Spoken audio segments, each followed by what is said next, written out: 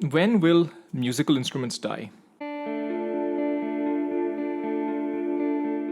Such a strange question to ask, but just think about something. Think about this. Think about a pen dipped in ink or filled with ink, scribbling over paper. This is basically how a lot of groundbreaking work was done. The constitutions of many countries, the great works of literature, it was all done in that particular manner. Maybe some people had a feather instead. But does that even do that anymore? And there are multiple levels here. Does someone actually physically dip a pen into ink and write? I don't think, at least not somebody writing or creating something, which is which is about the creation, not about the technique. Even think about writers and journalists or anybody else who writes for a living. Are people actually writing or are they typing? Does that mean that the outcome that they're creating, the pieces of writing, journalism, books, scripts, whatever it might be, is it affected by the fact that you're not dropping the pen into the bottle of ink and writing it?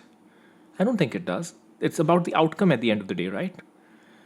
So, why do we think that a method of creating music, which requires years, and it's not only writing putting a pen into ink and writing requires you to, of course, learn how to write, which is a little takes a little bit of time. You learn it in school or whatever.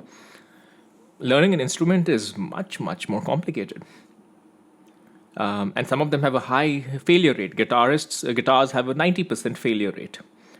So why do we think that an activity that is so tough will be the primary way, or even the way that forget majority, that the way that people do things when you have a much easier way of doing it, which is, there was a time when computers could not accurately replicate the sound of a real instrument. Those days are gone. You can do it now, pretty much. You can do voices, you can do instruments, you can do everything. I mean, it's just maybe a year or two since this has happened. But you need to think about the consequence of this.